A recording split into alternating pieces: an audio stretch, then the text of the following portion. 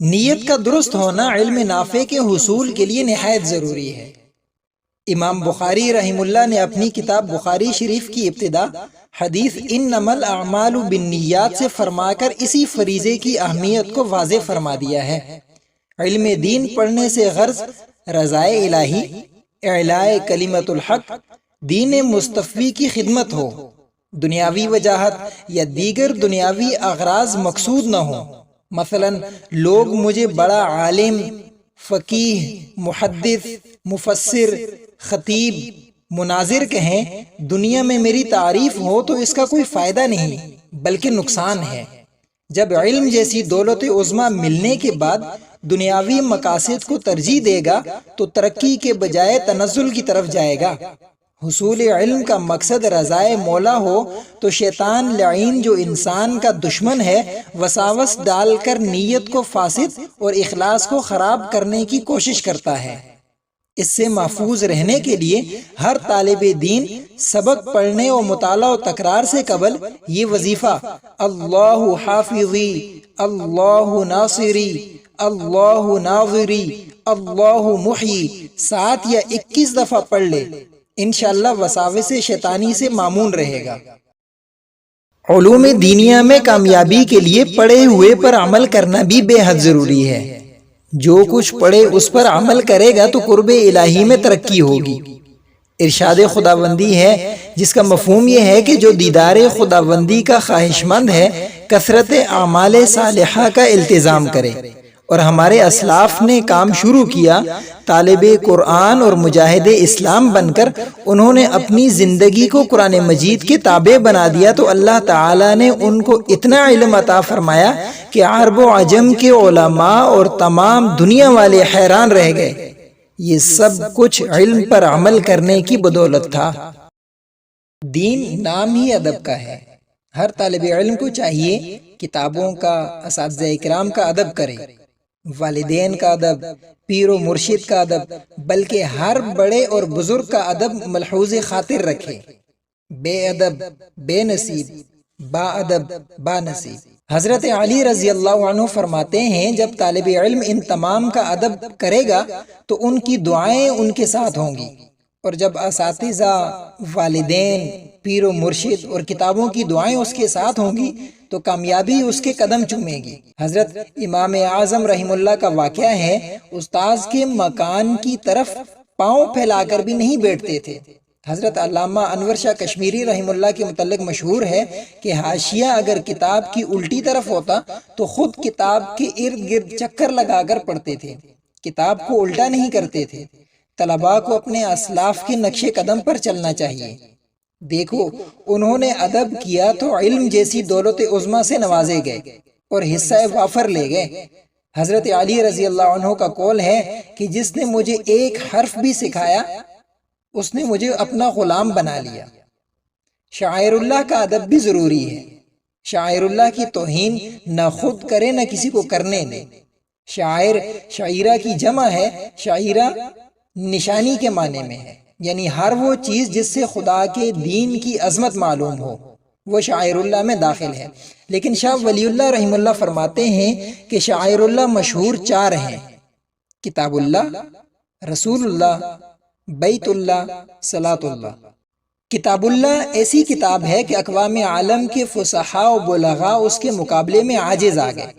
دینی تعلیم پڑھنے کے لیے ضروری ہے کہ قرآن مجید کا ادب کرے، اس کے الفاظ و معانی کی تعظیم کرے۔ اگر اس کی بے ادبی ہوئی ہو تو خطرہ ہے کہ یہ دولت بھی چھین نہ لی جائے، اور جو اس کے نظام کے علاوہ نظام لانا چاہے گا اس کی بھی خیر نہیں۔ علم دین حاصل کرنے کے لیے ضروری ہے کہ دل میں حضرت محمد صلی اللہ علیہ وسلم کی تعظیم ہو، اس سے قرب الہی اور عزت و ایمان میں زیادتی ہوگی۔ آپ صلی اللہ علیہ وسلم کی بے ادبی سے خطرہ ہے کہ ایمان کی دولت بھی سلب نہ کر لی جائے۔ اللہ تو رب العالمین ہے، حضور صلی اللہ علیہ وسلم رحمت للعالمین ہے۔ وما ارسلناک الا رحمت للعالمین۔ رسول اللہ صلی اللہ علیہ وسلم نے تعظیم کا معیار بھی بتا دیا کہ افراط و تفرید نہ ہو۔ فرمایا تعظیم حد سے زیادہ نہ ہو، جیسے حضرت عیسیٰ علیہ السلام کے معجزات کو دیکھ کر حضرت عیسیٰ علیہ السلام کو ابن اللہ اور بعض نے خدا بنا دیا، فرما دیا کہ مجھے ان کی طرح نہ خدا سے ملانا۔ انما انا عبد اللہ ورسولہ، میرے متعلق عقیدہ یہ رکھو کہ میں اللہ کا بندہ اور اس کا سچا رسول ہوں، یعنی مجھے خدا نہ سمجھنا بلکہ اس کا برگزیدہ اور رسول اور آخری نبی سمجھنا۔ مسجد حرام جو خدا تعالیٰ کا گھر ہے، اس کی تعظیم بھی طالب علم کے لیے ضروری ہے۔ بیت اللہ کی بے ادبی سے بھی خطرہ ہے کہ ایمان کی دولت سینوں سے چلی نہ جائے۔ تاریخ گواہ ہے، جس نے بیت اللہ کی تعظیم کی وہ کامیاب ہوا، جس نے بے ادبی کی وہ نامراد ہوا۔ اصحاب فیل کا واقعہ قرآن مجید میں موجود ہے، تشریح بھی ہے، اشارہ کافی ہے۔ التزام تعظیم نماز ہے، یعنی نماز میں دائیں بائیں نہ دیکھے، یہ بھی بے ادبی میں شمار ہے۔ صفوں کو درست کرے، نماز میں دھیان صرف اللہ کی طرف ہو، چھینک اور جمائی لینے سے احتراز کرے، کپڑوں اور اعضائے بدن سے مت کھیلے، یہ سب آداب صلاۃ میں سے ہیں۔ اور طالب دین کے لیے ضروری ہے کہ تکبر جیسے موذی مرض سے اجتناب کرے، زیور تواضع سے اپنے آپ کو آراستہ کرے، کیونکہ فرمان ہے جو شخص تواضع کو اپناتا ہے خدا اس کو بلند مقام عطا فرماتا ہے۔ تو اگر علم میں بلند مقام چاہتے ہو تو اپنے میں تواضع کو پیدا کرو۔ علم ناز برا محبوب ہے، نیاز کرو گے تو ہاتھ آئے گا، ورنہ یوں ہی ترستے رہ جاؤ گے۔ علم کی ایک بوند بھی نصیب نہ ہوگی۔ مطالعہ بھی چٹائی پر بیٹھ کر کرنا چاہیے، چارپائی اور کرسی وغیرہ پر مطالعہ و تکرار سے احتراز کیا جائے۔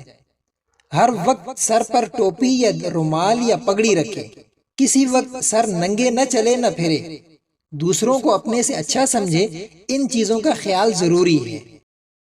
طالب علم کو چاہیے کہ غفلت اور سستی و کاہلی کو اپنے قریب نہ آنے دے، رات دن کوشش کرے، محنت سے کام لے، کامیاب ہو جائے گا۔ من جد وجد، اللہ تعالیٰ محنت کرنے والے کی محنت کو ضائع نہیں فرماتے۔ انسان کا کام رات دن کوشش کرنا ہے، جتنی زیادہ کوشش کرے گا اتنا ہی زیادہ کامیابی سے ہمکنار ہوگا۔ زیادہ کھانے پینے سے غفلت پیدا ہوتی ہے، اس لیے قلت العقل والنوم ضروری ہے۔ نور معرفت حاصل کرنے کے لیے پیٹ کو طعام سے خالی رکھنا ضروری ہے۔ شب بیداری علم و عمل کا بلند مقام حاصل کرنے کے لیے نسخہ کیمیا ہے۔ حضرت علی رضی اللہ عنہ کا قول ہے کہ طالب علم کے لیے پرہیزگاری کا التزام اور کثرت نوم اور کثرت طعام سے احتراز ضروری ہے۔ رات کو خوب مطالعہ کرے، پھر سرسری نظر سحری کے وقت دوبارہ مطالعہ کرے، کیونکہ رات کے آخری حصے میں مطالعہ کرنے کی بہت سی برکات ہیں، اور طالب علم کے لیے ضروری بھی ہے کہ دوران تعلیم دنیاوی مشاغل کو کم کر دے، یکسوئی کے ساتھ تعلیم میں مصروف رہے، کیونکہ تعلیم کے لیے یکسوئی بھی ضروری ہے۔ اپنے ذہن کو تمام کاموں سے فارغ کر کے صرف تعلیم کی طرف متوجہ کرے گا تو کامیابی سے جلد نوازا جائے گا۔ طالب علم کے لیے ضروری ہے کہ نیک لوگوں کی صحبت کا التزام کرے اور ظالموں کی صحبت سے اجتناب کرے۔ اللہ والوں کی صحبت میں بیٹھنے سے علم کی اور دین کی عظمت معلوم ہوتی ہے تو علم حاصل کرنے کا شوق زیادہ ہوگا۔ اہل اللہ کی صحبت میں دل کی صفائی میسر ہوتی ہے، نفس سرکش کی سرکوبی ہوتی ہے، تقوی و پرہیزگاری سے آراستہ ہوگا تو علم آسانی سے حاصل ہوگا۔ جو جس جماعت کو پسند کرے گا وہ انہی میں سے ہوگا۔ میرا یقین ہے بزرگوں کی صحبت اور اہل اللہ کے فیض سے جو علم حاصل ہوتا ہے وہ کتابوں سے بھی حاصل نہیں ہوتا۔ نہ کتابوں سے، نہ وعظوں سے، نہ زر سے پیدا، دین ہوتا ہے بزرگوں کی نظر سے پیدا۔ ظالموں کی صحبت سے اجتناب بھی ہر طالب علم کے لیے ضروری ہے۔ کفر، بدعت، شرک، رسول اللہ صلی اللہ علیہ وسلم کی نبوت کا انکار، صحابہ کے معیار حق ہونے کا انکار، اور ان پر سب و شتم بھی ظلم عظیم ہے۔ لہٰذا کفار، مشرکین، مبتدعین، منکرین ختم نبوت، دشمنان مجتہدین و دشمنان صحابہ کی مجالس سے احتراز ضرور کرے، اس سے بھی علم سے محرومی کا خطرہ ہے۔ جس مجلس میں اللہ رب العزت رسول اللہ صلی اللہ علیہ وسلم کے جان نثار یاروں کی اور آپ کی متبعین علماء حق کی بے ادبی ہوتی ہو یا ان کے خلاف زہر پھیلایا جاتا ہو، تمام مسلمانوں کو بالعموم اور طلباء و علماء کو بالخصوص ایسی مجالس سے کنارہ کش رہنا نہایت ضروری ہے، ورنہ خطرہ ہے کہ بے غیرت بن کر ان کی لغویات سننے کی وجہ سے دیا ہوا سب کچھ چھین نہ لیا جائے۔ بروں کی مجالس و صحبت سے برائی کا شوق ہوتا ہے، بدعملیوں کی طرف دل راغب ہوتا ہے، دل میں اسلام کے متعلق کمزوری پیدا ہوتی ہے، اور جو دل ان موذی امراض کا مریض ہو اس میں علم اور نور معرفت کا آنا محال ہے۔ ہر طالب علم کے لیے فرض ہے کہ برے اعمال، بری عادات سے احتراز کرے۔ حسد، کینہ، غیبت، فحش فعل و کلام، خلاف شرع حرکات و سکنات اور لا یعنی باتوں سے بچے۔ ان سے بچے گا تو علم میں ترقی ہوگی، حافظہ، ذہانت میں بھی ترقی ہوگی۔ کسی بزرگ کا قول ہے کہ طالب علم کے لیے پرہیزگاری، تقوی من اللہ ضروری ہے۔ جب انسان کے اخلاق و اعمال و عادات خراب ہو جاتے ہیں تو ان کی نحوست سے دل سیاہ اور پلید ہو جاتا ہے، تو سیاہ پلید دل میں خدا کے علم کا نور آنا محال ہے۔ اس لیے علم کے طلبگار کے لیے اخلاق قبیحہ سے بچنا ضروری ہے اور اپنی نگاہ کی بھی حفاظت کرے۔ ارشاد باری تعالی ہے، ایمان والوں سے کہہ دو کہ اپنی نگاہیں نیچی رکھو، کسی غیر محرم کی طرف نگاہ اٹھا کر نہ دیکھو، اور فضول کلام سے بھی اجتناب کرو۔ عام طور پر طلباء فارغ اوقات فضول باتوں میں ضائع کر دیتے ہیں، اس کا نتیجہ بہت ہی برا ہوتا ہے۔ کثرت کلام اور فضول باتوں کا انجام نار ہے، اس لیے تمام افعال قبیحہ اور بے جا نظر اور فضول باتوں سے احتراز کرے۔ یہ ہر طالب علم کے لیے فرض کا درجہ رکھتی ہے۔ ہر طالب علوم دینیہ کے لیے ضروری ہے کہ 5 وقت نماز کا اہتمام کرے۔ اللہ رب العزت نے فرمایا، اقیم الصلاۃ، نماز کے نظام کو قائم کرو۔ یوں نہیں فرمایا کہ نماز پڑھ لیا کرو، جہاں خیال آئے، کبھی حجرے میں، کبھی مسجد میں، کبھی جماعت سے، کبھی بغیر جماعت کے، بلکہ نماز کے نظام کو قائم رکھنے کی تاکید کی گئی ہے کہ مسجد میں 5 وقت پابندی کے ساتھ اذان کہی جائے، وضو کر کے سب مسجد میں ادب کے ساتھ اللہم افتح لی ابواب رحمتک پڑھ کر داخل ہوں، نہایت خشوع و خضوع کے ساتھ نماز سنت ادا کر کے پھر فرض نماز کے انتظار میں ذکر اللہ میں مشغول رہے، دنیاوی باتوں سے احتراز کرے، پھر نماز بجماعت ادا کرے اور کوشش کرے کہ تکبیر تحریمہ فوت نہ ہونے پائے۔ نماز کی تاکید قرآن و احادیث میں کثرت سے کی گئی ہے۔ نماز کو باقاعدگی سے قائم کیا جائے تو اللہ تعالیٰ خوش ہوتے ہیں اور خوشی میں آ کر مشکلات آسان فرما دیں گے۔ نماز کے بعد جو دعا مانگو گے قبول فرمائیں گے۔ نیز تلاوت قرآن مجید کا التزام کریں، اس کا کوئی وقت مقرر نہیں، ہر وقت پڑھتے رہو۔ حضور اکرم صلی اللہ علیہ وسلم نے فرمایا، ایک حرف کے بدلے 10 نیکیاں ملتی ہیں۔ پوچھا گیا تو فرمایا کہ الفاظ پڑھنے کی 10 نیکیاں ملتی ہیں، اگر معنی مطالب سمجھ کر پڑھے تو زیادہ ثواب ملے گا۔ بہرحال روزانہ تلاوت کلام کا التزام سارے دن کے اسباق کے مطالعہ اور استاد کی تقریر کا سمجھنا آسان ہوگا اور علم میں برکت ہوگی۔ آج کل طلباء قرآن و حدیث کی طرف توجہ کم دیتے ہیں، منطق، فلسفہ، ریاضی وغیرہ کی طرف توجہ زیادہ۔ حالانکہ اسلاف نے ان فنون کی کتب کو شامل درس اس لیے فرمایا تھا کہ یہ آلہ ہیں قرآن و حدیث کو سمجھنے کا، لیکن آج مقصود اصلی کی طرف توجہ نہیں دیتے اور غیر مقصود پر ساری زندگی صرف کر دی جاتی ہے۔ بعض ایسے فارغ التحصیل طالب علم بھی ملتے ہیں جن کو ایک آیت کا صحیح ترجمہ نہیں آتا، اس لیے قرآن مجید کی تلاوت اور اس کے معنی و مطالب کی طرف دھیان کرنا اور اس کی اشاعت میرے نزدیک جہاد اکبر ہے۔ طلباء کے لیے اوراد ضروریہ میں سے التزام ذکر اللہ بھی ہے۔ چلتے پھرتے اٹھتے بیٹھتے خدا کی یاد دل میں، خدا کا نام زباں پر جاری ہو۔ حضرت عائشہ رضی اللہ عنہا فرماتی ہیں کہ حضور اکرم صلی اللہ علیہ وسلم ہر وقت اللہ تعالیٰ کی یاد میں رہتے تھے۔ نماز کے اوقات مقرر ہیں، ذکر اللہ کا کوئی وقت مقرر نہیں، ہر وقت اللہ کا ذکر کرتے رہو، زبان سے یا دل سے۔ اللہ کا ذکر بہت بڑی دولت ہے، جس کو نصیب ہو جائے کامیاب ہو گیا۔ ارشاد خاتم الانبیاء صلی اللہ علیہ وسلم ہے، اللہ کا ذکر کرنے والا زندہ اور نہ کرنے والا مردہ کی مانند ہے۔ جو شخص دل کی صفائی اور قلب کو روشن کرنا چاہتا ہے، اللہ کا ذکر کثرت سے کیا کرے۔ دل روشن اور صاف ہوگا تو علم کا حاصل کرنا سہل ہو جائے گا۔ دین الہی کے طالب کے لیے ضروری ہے کہ دعا من اللہ کا بھی التزام کرے۔ ارشاد باری ہے، مانگنا تمہارا کام، دینا میرا کام، تمہارے مانگنے کی دیر ہے، میرے دینے کی دیر نہیں۔ حضور اکرم صلی اللہ علیہ وسلم بھی ہر وقت دعا فرمایا کرتے تھے، ربی زدنی علما، تو اللہ نے محبوب کی دعا کو قبول فرمایا۔ اب قیامت تک آپ کے علم میں ترقی ہوتی رہے گی، اس لیے ہر طالب ہر نماز کے ساتھ ہر وقت دعا کا التزام کرے۔ سبق مطالعہ تکرار سے پہلے 3 دفعہ درود شریف پڑھے، 7 دفعہ سبحانک لا علم لنا الا ما علمتنا انک انت العلیم الحکیم، پھر 7 دفعہ رب اشرح لی صدری ویسر لی امری واحلل عقدۃ من لسانی، 7 دفعہ رب زدنی علما، آخر میں پھر 3 مرتبہ درود شریف پڑھ کر دم کرے تو انشاءاللہ علم میں، حافظہ میں، ذہانت میں ترقی ہوگی۔ ہر طالب علم کو چاہیے کہ جو کتاب شروع کرے رات اور سحری کو مطالعہ کا التزام کرے۔ مطالعہ کرتے وقت پہلے عبارت کے الفاظ پر غور کرے، صیغہ جات معلوم کرے، اس کے ساتھ الفاظ کی تصحیح ہوگی، پھر ترکیب کا خیال کرے، اس کے ساتھ معنی آسانی سے سمجھ آ سکیں گے۔ اس کے بعد سلیس معنی کی طرف دھیان کرے اور باقاعدہ پورا حاشیہ پڑھے، اور اگر ہو سکے تو اس فن کی پہلی کتاب میں بھی اس مقام کو دیکھ لے۔ مثلا اگر کوئی طالب علم شرح جامی پڑھتا ہے تو کافیہ کے اس مقام کو دیکھ لے تاکہ اجمالی خاکہ ذہن نشین ہو جائے۔ مطالعہ کے ساتھ مشکل کتاب کے حل کرنے کا ملکہ اور کتاب دانی کا ملکہ حاصل ہوتا ہے۔